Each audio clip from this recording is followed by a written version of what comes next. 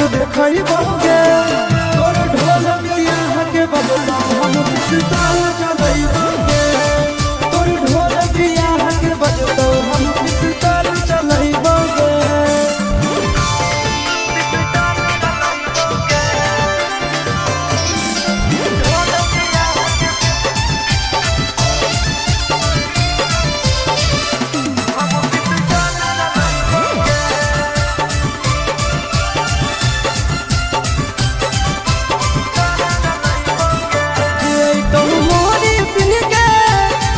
बहु गोली गिन के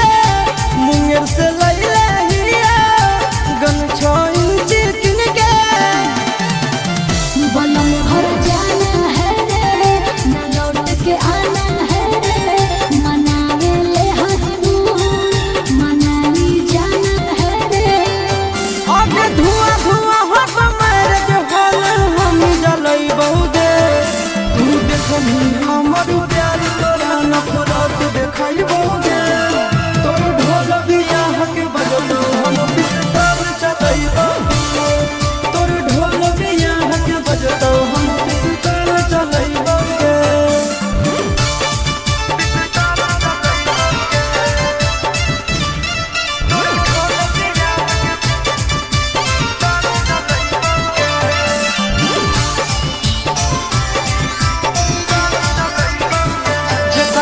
शादी होता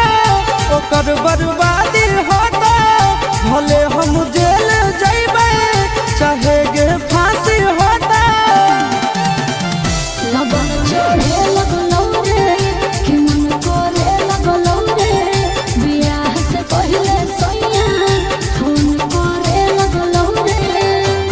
आगे आगे से चिंटू चुपके से नहीं बोल के अइबोगे तू देखनी हमर प्यार तोरा नफरत देखइबोगे तोर ढोल बियाह के बजतो हम पिस्ताल चलइबोगे तोर ढोल बियाह के बजतो हम पिस्ताल चलइबोगे धुआं धुआं हो जाएगा बाबू।